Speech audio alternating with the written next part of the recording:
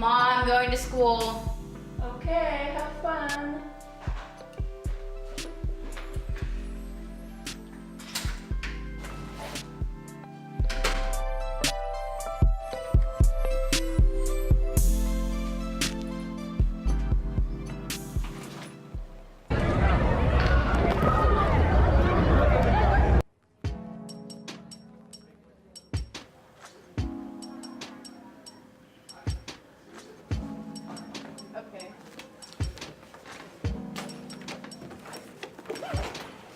Hey, Nora. You want to go to lunch with us? At least he tried. Be quiet.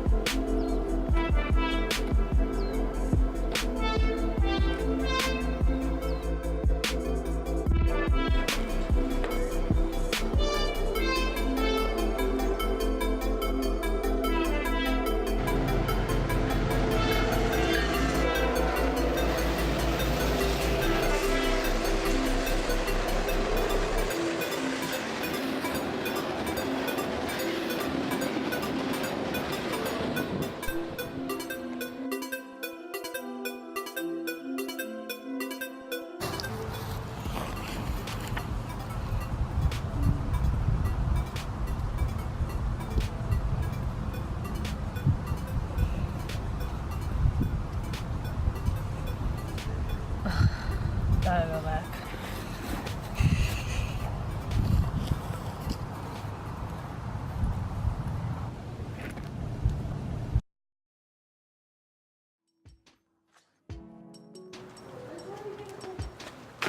Hey, where were you? Yeah, we didn't see you around at lunch. I'm around, you know.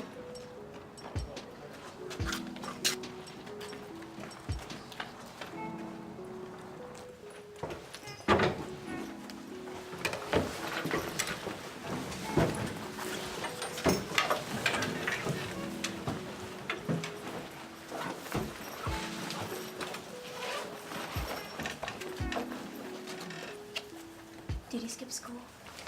No, of course not. Are you sure about that? Yes. What are we whispering about? Nothing. Nora, do you have anything to share to the class?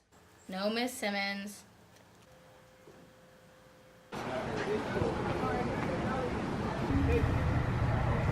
Where's my wand?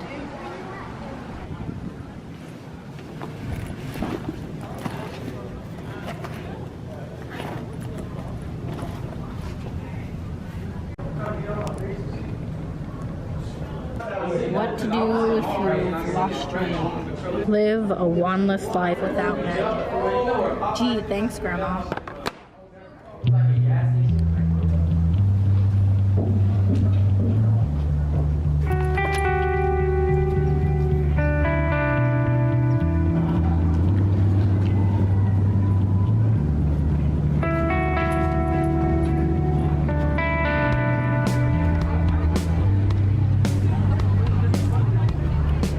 Hey, Mom.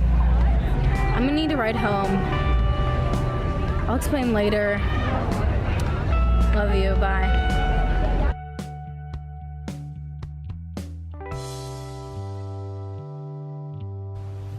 You need to find your wand. I know.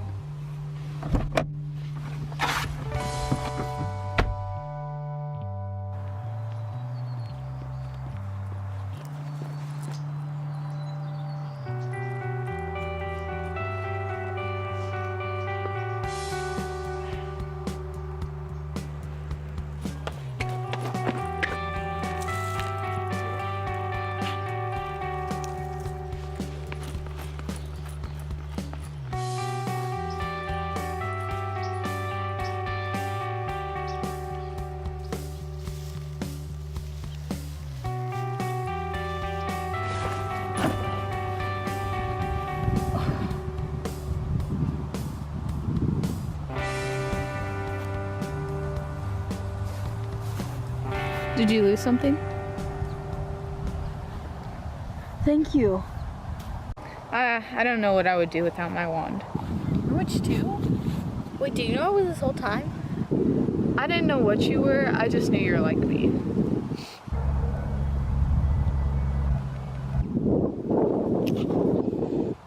Oh, and Jasmine's a witch too. What?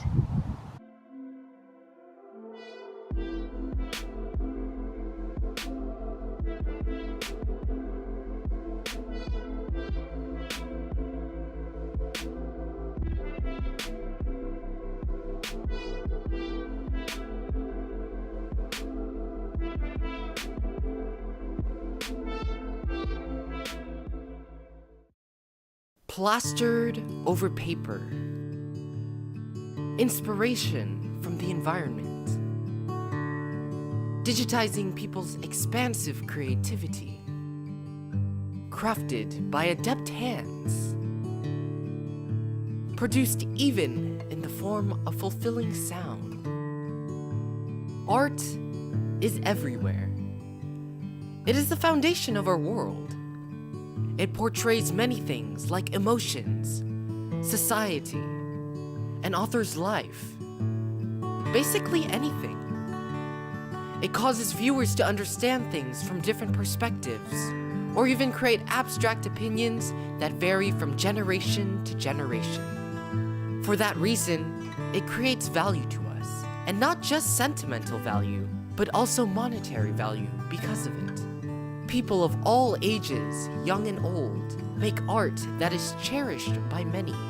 But while some may create art as a hobby, some create art for a living. Some may think being an artist is simple, but in reality, artists have to worry about not just the struggles of creativity and criticism, but also protection.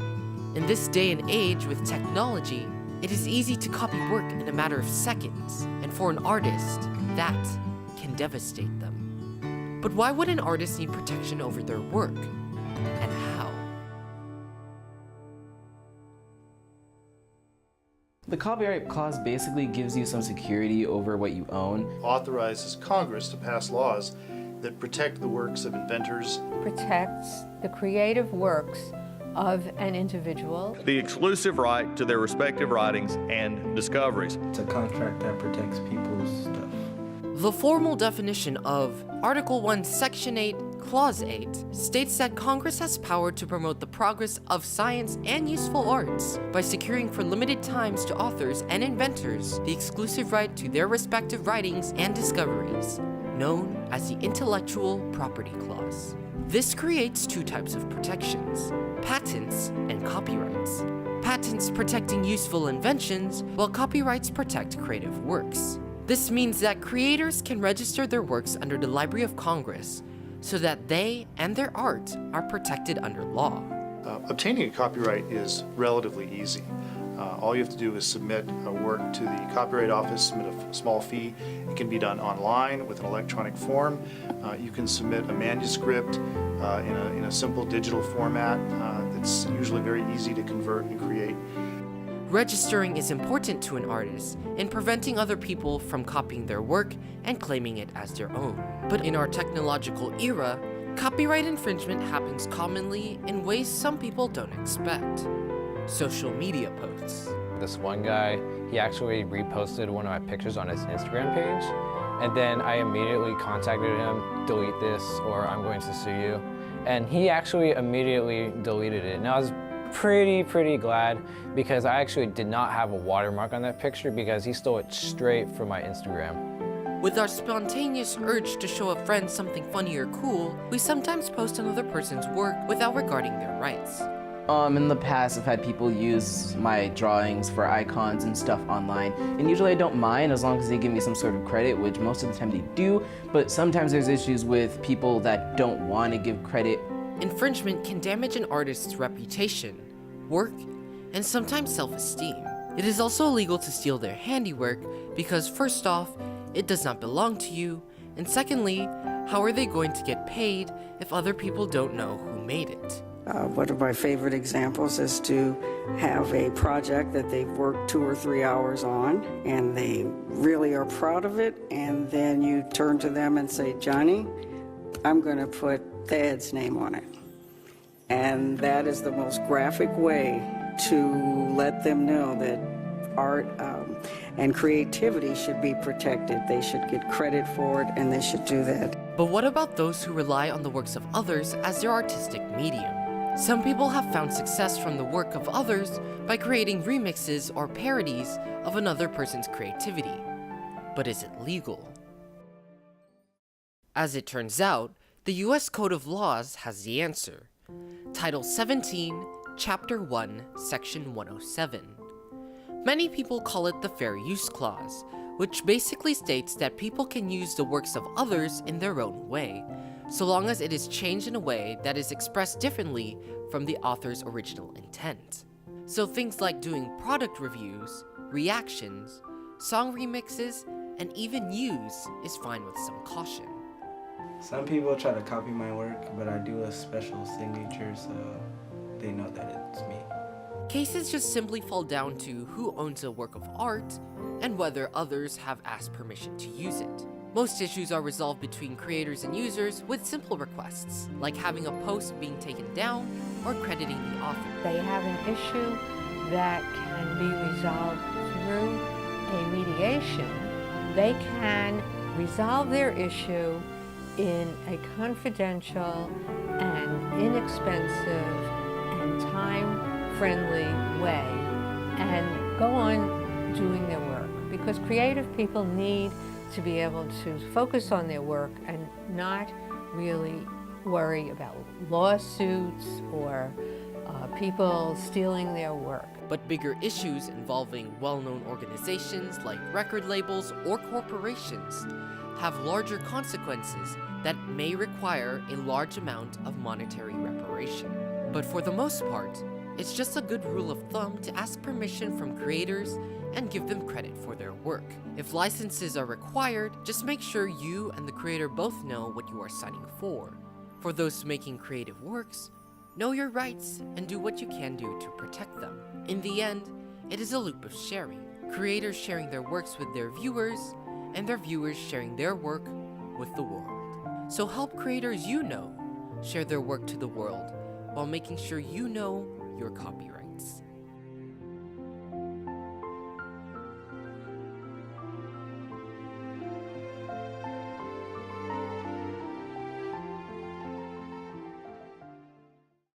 How to survive an earthquake at school. Do you know what to do during an earthquake? An earthquake can strike anytime and in any place. When you feel the ground start to shake, drop, cover, and hold on immediately. Cover your head and neck with one arm and one hand and crawl underneath a nearby table or desk. Stay on your knees and bend over to protect vital organs. Hold on to the shelter with one hand until the shaking stops. Be ready to move with your shelter if it shifts. Stay away from windows. Do not stand any doorway. It is not the strongest part of a building and it will not protect you from falling objects. Clear.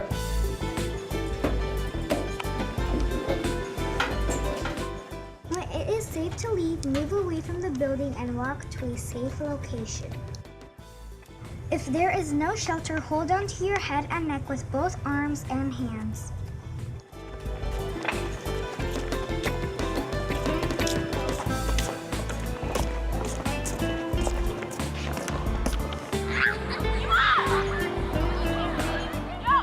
If you are outdoors, move to a clear area if you can safely do so. Drop where you are onto your hands and knees. Drop, cover, and hold on. Be sure to cover your head and neck with your hands and arms. Avoid power lines, trees, and other hazards. Then drop, cover, and hold on. This protects you from any objects that may be thrown from the side, even if nothing is directly above you.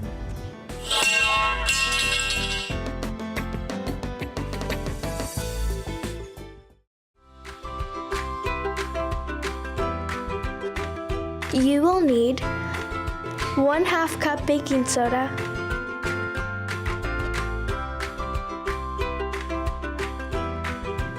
1/4 cup Epsom salt,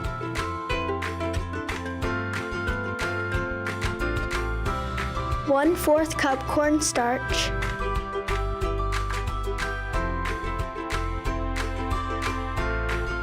1/4 cup citric acid,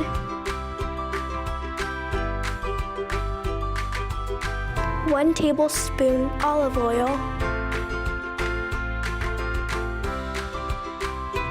a bath bomb mold,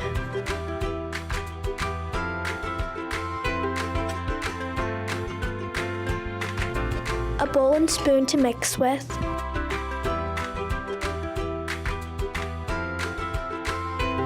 and any food coloring or essential oils of your choice.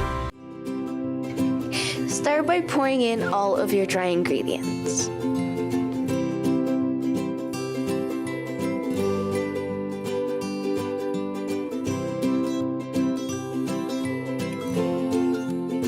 Stir everything thoroughly and set it off to the side.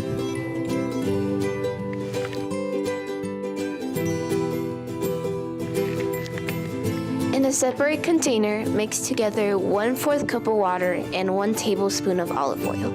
At this time, you can add your food coloring and essential oils. Mix together the ingredients until everything is well combined.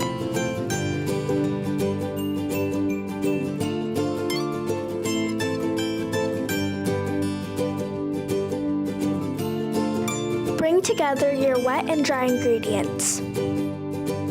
Slowly add the wet to the dry, making sure to not add it in too quickly.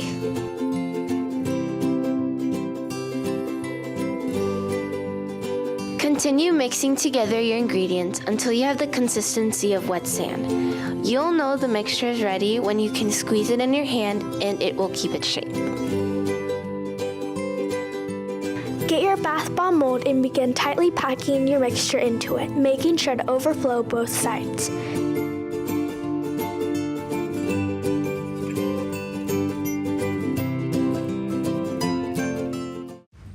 Take both sides and put them together until you hear a snap.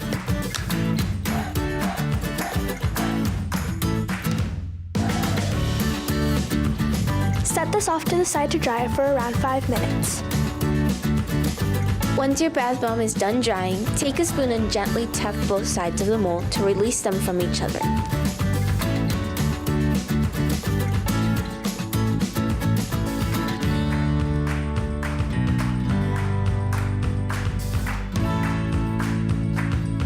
Your bath bomb is now ready to be used. Make sure to use your new bath bomb within a week for best results.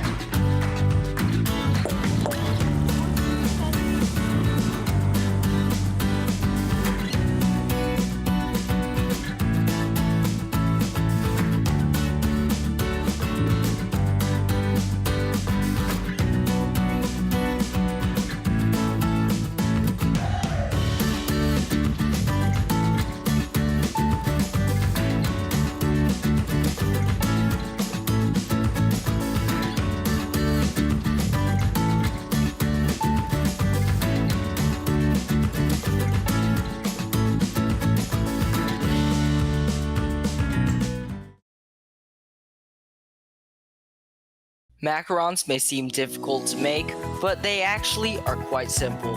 First, you're going to need the following ingredients: 1 cup of almond flour, 3 3/4 cups of powdered sugar, 3 egg whites, 1/4 cup of granulated sugar, 1 cup of butter,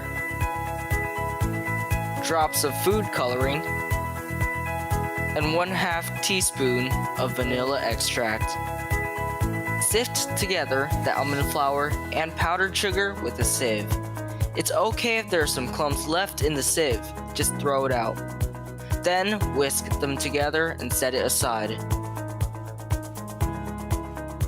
Next, take your egg whites and put them in your bowl. I'm using a stand mixer, but a hand mixer and a large mixing bowl works too. Whisk your eggs until they're froth, then slowly add the granulated sugar to the eggs. This will create a meringue. Color your meringue with any food color or leave it white. Add your vanilla extract if you decide to use it. Slowly fold the almond flour and powdered sugar mixture into the meringue. This is now called batter. Pour the macaron batter into a piping bag to pipe your cookies. Preheat your oven to 300 degrees Fahrenheit. Then, line your cookie sheet with parchment paper. When you're piping the batter, it's important to make your cookies as round and similar as possible so that when you decorate, you can sandwich the cookies easily. Tap your cookie sheet against a hard surface many times. This will help your macarons get rid of air bubbles. Rest your macarons for 30 minutes. Your macarons will form a shiny, smooth top. Bake your macarons for 7 minutes. Then, open the oven door to release some steam. Bake the macarons for another 7 minutes. Now, take them out of the oven and let them cool completely. Do not remove the macarons until they are completely cooled or they will break. To make your buttercream filling, blend the room temperature butter and the powdered sugar together. Add your flavoring, I'm using lemon, and blend until it is completely smooth. Put the buttercream into a piping bag. Match up the macaron cookies. Now, pipe the buttercream into one cookie and sandwich them together. Continue matching the cookies and filling them. And there you have it, macarons.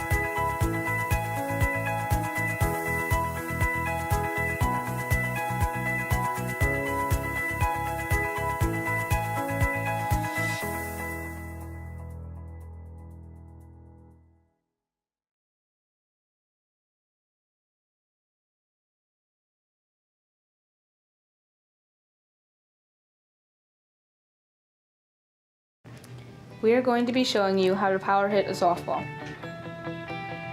Step 1. Step into the batter's box with toes toward home plate. Step 2. Have your right hand above your left while holding the bat. Opposite if you're left-handed. Step 3. Lift your back elbow up but not too high. Step 4. Have your front foot face outward slightly. This helps you when turning and with power. Step 5. Have your legs shoulder width apart and knees bent. Step 6. Make sure to keep your eyes on the ball the whole time. Step 7. As the ball approaches the plate, you want to lift your front foot slightly. Step 8. As your foot goes down, you should start to swing the bat. Step 9. As you are swinging and lowering your foot, you should be twisting your hips. This is where the power comes from.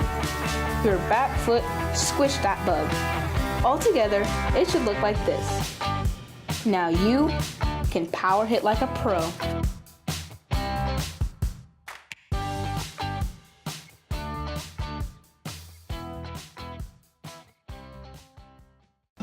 Have you ever been the boring host of a party? My name is Jessica, and I'm here to show you how to impress your guests with this amazing volcano cake. Amateur baker Vivian will now demonstrate how to make this masterpiece. Here's what you'll need. A 10-inch cake pan, an 8-inch cake pan, a 6-inch cake pan, 6 eggs, 1 cup of oil, 2 boxes of cake mix, Hershey's Kisses, and chocolate, red, and orange frosting. Next, preheat the oven to 350 degrees. The 2.5 cups of water, the 1 cup of oil, 6 eggs,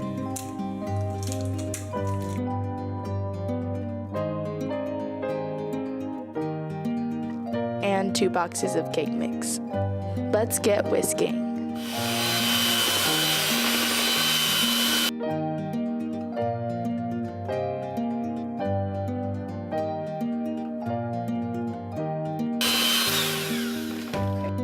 Spray each pan with cooking spray. Now to pour the mix into the pans. Remember to divide the mix evenly. Place the pans into the oven for 35 to 40 minutes.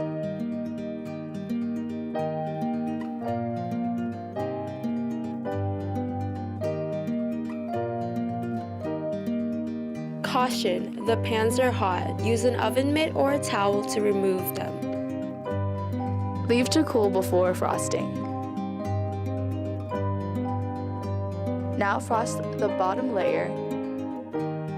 Stack on the second, frost it, stack on the first, and frost it again. Now trim the edges to form the volcano shape. Now cover the whole cake in frosting.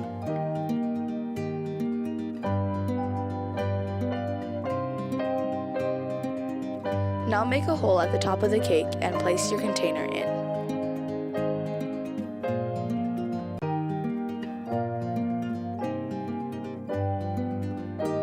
Now decorate the top with frosting to imitate lava.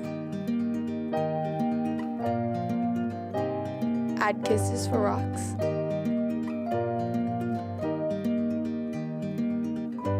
Finally, light it up.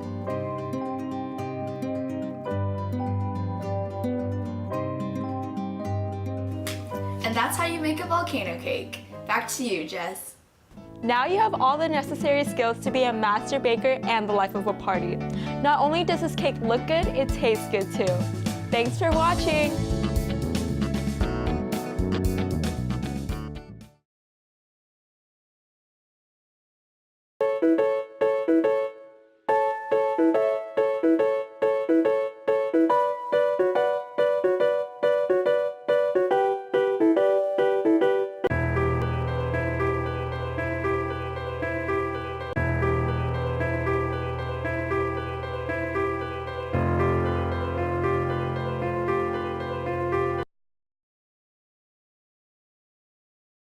Whoa, you're wasting a lot of water there.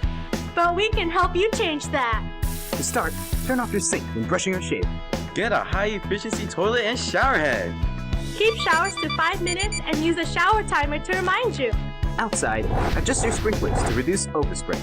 Water your lawn during the morning or evening only. Also, you can collect rainwater to water your plant.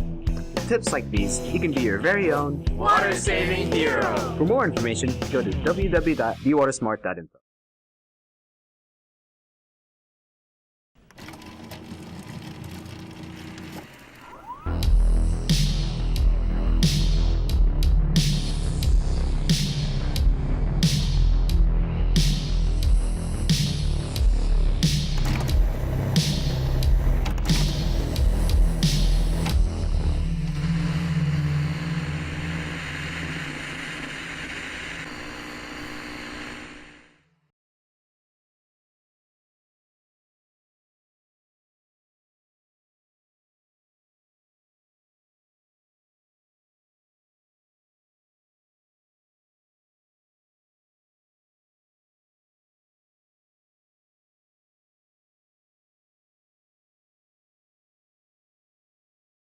Summer is a great time to walk your dog, but the pavement can be too hot to walk on. To be sure your dog's feet are safe, place your hand on the sidewalk for 10 seconds. If it's too hot for you, it's too hot for your dog. If you decide to leave your dog in the backyard, remember to give them plenty of water and make sure they have access to shaded areas. Apply sunscreen to dogs with thin coats to prevent burning. Dogs with thick coats should never be shaved. If your dog needs a trim, consult your vet. If you aren't sure, brushing your dog is a safer alternative. Learn more at animalcare.saccounty.net.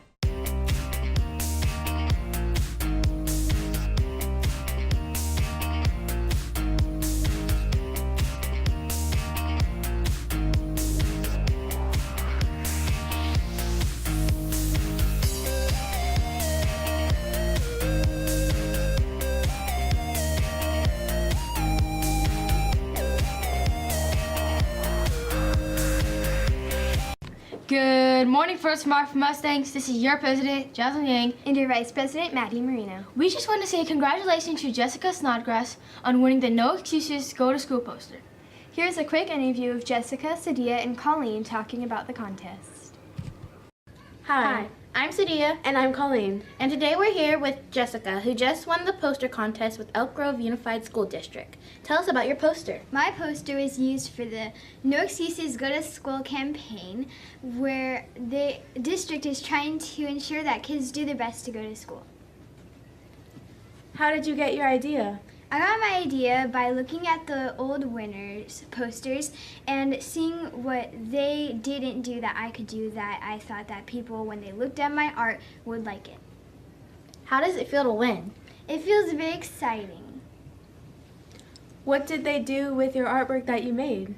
They are going to go ahead and put it on the district website, and they're also going to put it on posters all over the district where everyone can see my artwork.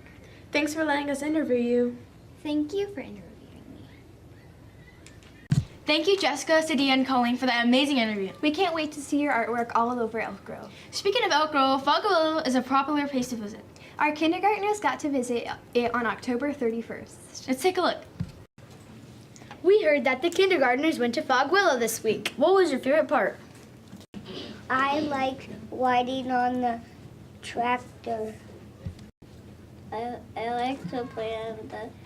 I like to go on the tractor, the hayride, and the playground. My favorite part of the pumpkin patch was petting the animals and picking out my pumpkin. I like seeing the pumpkins. My favorite is pumpkin patch, see pigs. I like petting the goats. I like going on the hayride. I like riding the tractor.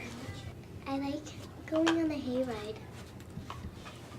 My favorite part of the pumpkin patch was petting the sheep. My favorite part of the pumpkin patch was on the tractor. I like the hayride. I like the goats. Today my favorite part was going to the pumpkin patch and spending time with Money. Wow, that looked like a lot of fun. Thank you, Alyssa and Miles, for that amazing recap of our kindergarten field trip. Speaking of trips, Elk Grove's Vice Mayor took a trip to our school. Let's check it out. Good morning. We're here with Vice Mayor Mr. Ditcher.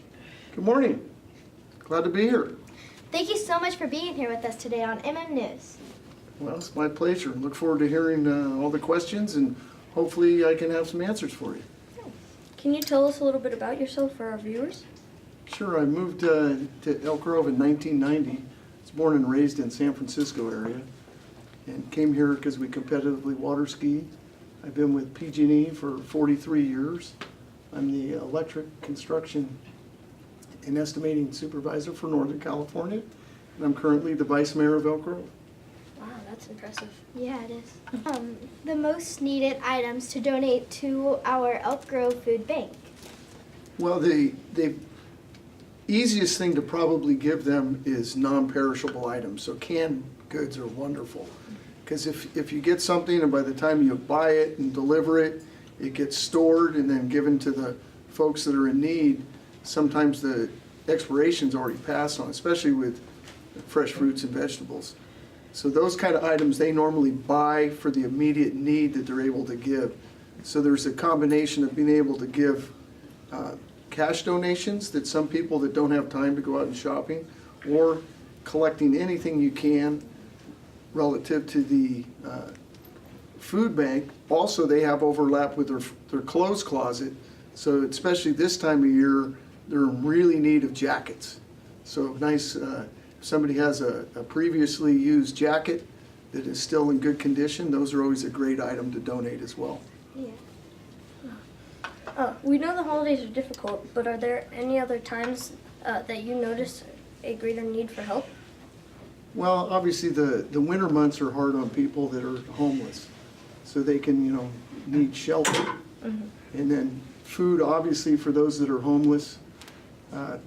Always looking for a warm meal, Mm-hmm. and if nothing else, just a kind friendship, because being humanistic to people is sometimes just giving them a hand up or a smile is something to break through to make their day and hopefully get them back on a path to be able to get out of the situation they're in. What are some other ways students can help? You know, there's many things in Elk Grove to get involved in.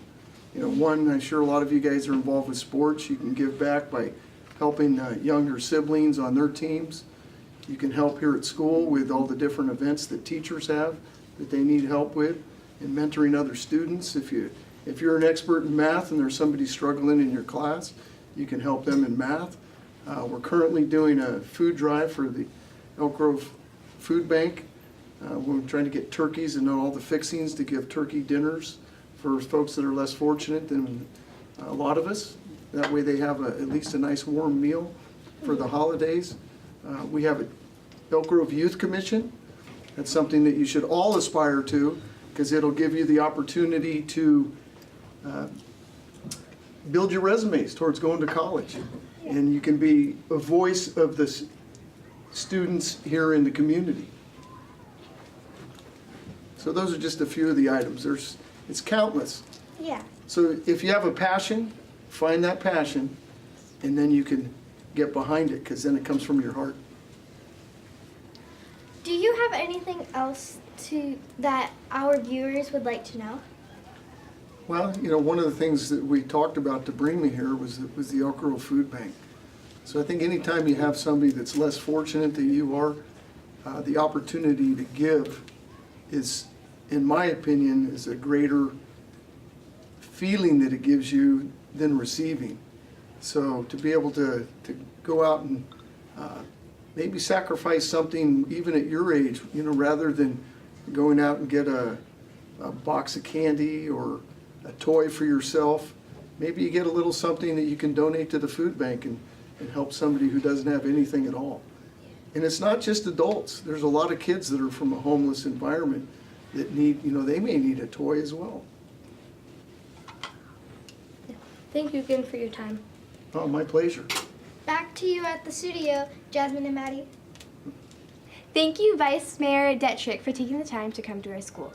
I learned a lot about how we as students can help better our community. I'm so glad to be an Elk Grove citizen. You know what else makes me proud? Our Elk Grove Thundering Junior Herd. That's right, the new Division I champs came to our studio. Let's go to Colleen and Alyssa to get the scoop. Hi, I'm Colleen. And I'm Melissa. We're here with the Junior Herd football players. So, how did you feel when you guys won? It felt amazing. I felt excited. Felt pretty good. What position do you play? I play left guard. I play fullback. I play weak side corner. So, guys, who did you play against? Burbank Junior Titans. What was the score? 22-0. Wow, that is a lot. That's amazing. What do you think made your team successful? Our running back? I think it was teamwork. I think it was really hard work and blocking.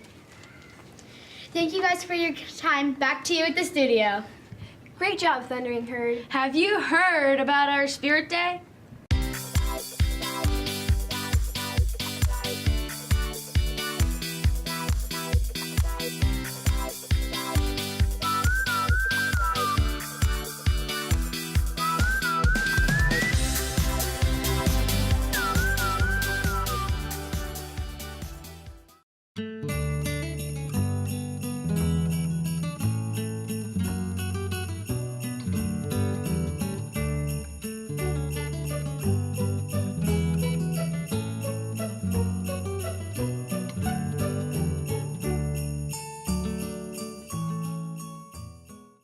Wait for PJ Day. I can't wait for cookies with Santa.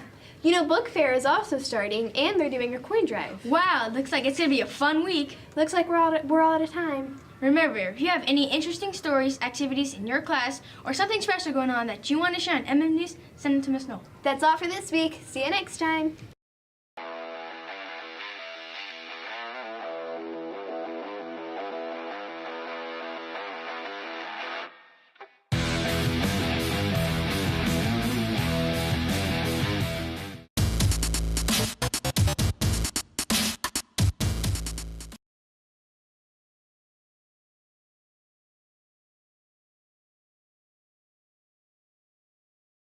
Today on TJTV, Elk Grove Unified School District lockdown protocols, business is booming in Elk Grove, and a school that specializes in one subject, rock and roll. TJTV starts right now.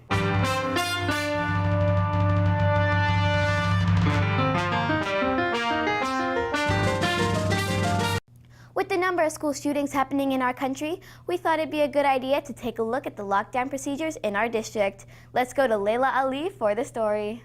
With the increase in school shootings happening in our country, we thought we should take a look at the lockdown protocols and safety measures in Elk Grove Unified School District. Our school has a clear lockdown protocol that are designed to keep our students and staff safe. So all of the Elk Grove Unified School District staff prepare for any kind of on-campus threat with at least 3 types of training. We have lockdown training drills, we have evacuation training drills, and we also have relocation types of training drills. All 3 of those types of drills are meant to be able to prepare staff to keep students safe. We hope we never need all of the safety protocols our district has in place to protect us. Reporting for TJTV, I'm Layla Ali. Businesses are coming in huge numbers to Elk Grove, and with them, many new jobs, some traffic concerns, and tax revenues. Let's go to Nick Kramer to find out more. Elk Grove has seen a huge increase in the number of businesses coming to our city, like Costco, Taco Bell, another gas station, and an aquatic center. While some are worried about the increase in traffic in our area, most people realize that businesses can be good for our city. You can go to Costco and purchase that. But more importantly, what it does for the city as a whole is it increases traffic. And as a result of bringing folks in, and there may be folks that are on the outskirts of the city that will come in and contribute to the city by paying for things, by buying things. And maybe right after Costco they decide, hey, I want to go out and have dinner at the Brick House. These are things that will make the city of Elk Grove a magnet for other individuals who don't necessarily live in the city of Elk Grove. But certainly for residents in Elk Grove, it's going to be a blessing because it's going to be convenient. The quality of life is improved for our citizens by the creation of more jobs and the generation of sales tax dollars. All of these infrastructure projects are to improve the quality of life for citizens in the city of Elk Grove. While some in our area are worried about increased traffic, the City of Elk Grove Assistance of Development Services Director Shane Diller said that the roads in Elk Grove are designed to handle much more traffic than they currently have. And those cars bring shoppers who will help generate sales tax revenue for Elk Grove. Those sales tax dollars go back to helping the residents in terms of providing vital services and even events that we could help sponsor. With all these new businesses, Elk Grove is a magnet for people who want to come and live here. However, new home building can't keep up, and there is a housing shortage. Yeah, I think that the residential property values will continue to rise, and that's due to new development that is coming. So like the Costco that's coming, that's going to be planned for this year, and also the casino that has been approved by the City of Elk Grove. Costco and the other businesses bring more to Elk Grove than just tax revenue. Elk Grove, I think is going to change in the next few years, the next 3 to 5 years. I think people are going to almost not recognize it in the sense that there's going to be a lot of fun things for people to do. So there's going to be a lot of great things happening here in the city of Elk Grove. Elk Grove is growing, and although we may still feel like we're a small town, it looks like we're growing into a big city that has more jobs, more tax revenue, and more fun things to do. Reporting for TJTV, I'm Nick Kramer. When it comes to extracurricular activities, there's music lessons, and then there's the School of Rock. Elk Grove now has this specialized music school, and Mia Porto had the opportunity to check it out. Located on the corner of First Avenue and Elk Grove Boulevard is the School of Rock. My name's Jason Klein, and I'm the owner of School of Rock Elk Grove. And we want our kids, if they can come in with little to no experience at all, but ultimately, we have a saying around School of Rock, we teach kids to rock on stage and in life. The School of Rock offers guitar, drums, bass, piano, and vocals to over 140 students each week. We just had a concert at Harlow's, and it was a sold-out venue, and the kids really, really did well. I just like how it feels to have your own band. The most rewarding thing is that you get to go to a concert at the end, get to perform for everybody. At first I was nervous, but then I kind of got into the riff of it and got excited. The School of Rock teaches students ages 4 to 18 how to rock and roll. For more information, go to www.schoolofrock.com. Reporting for TJTV, I'm Mia Porto. Thanks, Mia. Another extracurricular activity students love is sports. So let's go to Lucas and Navi for a little talk. Sports talk. What's up, Jags? I'm Navi. And I'm Lucas, and it's time to talk Sports talk.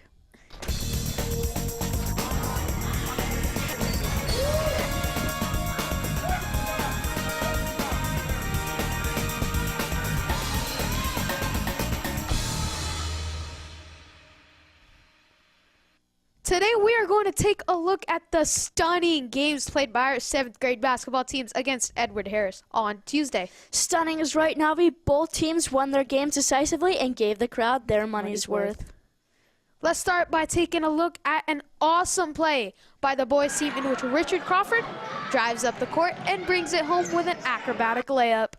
This has been a great season for the point guard. Crawford has consistently added 6 points on average and had 2 assists in yesterday's game. These guys give it their all on the court, and sometimes giving it your all can end up in an injury. A good example happened during the first half when Keyshawn Goodwin took a hard fall when he was running up the court and was pushed. Goodwin had 4 points in the game when the fall happened. We asked him about it after the game. We saw you take that hard fall. How did it happen? As I was running down the court, I got pushed, but luckily I'm fine. Although he was out for the rest of the game, he'll be back for the playoffs. Good thing, because Goodwin has been a really strong asset to the team throughout the season. Let's take a look at another play from the boys' game. In this play, Roman Bouquet drives up the court, passes the ball off to Michael Hobson, and he finishes with the and one. Hobson has been a consistent scorer for the team, averaging 12 points a game, and Bouquet contributed 5 assists in the game. The boys' team destroyed Edward Harris by 19 points with a final score of 40-21, a decisive victory for the undefeated 7th grade boys' team. Now let's talk about the nail-biting girls' game. The 7th grade girls' game was more of a battle than a game. You got that right, Lucas. And the girls' finish had me in awe. The girls had a slow start in the first half, leaving them with the deficit of 11, and at the end of the first half with the score of 25-14. The girls returned to the court with a burning desire to stay in it and came on with a multiple of 3-pointers. Take a look at Malia Egan as she passes the ball off to Bella Whitehead, and she lands the 3 to start off the second half. Bella has been a scoring machine for the girls' team, averaging 13 points a game. In this play, Whitehead immediately works the ball up the court and passes to Maddie Lee, who she hits the 3 to continue the streak in the second half. Lee has been a consistent player for the team, scoring an average of 6 points a game. The bench got really pumped up during the second half, bringing the energy to the team.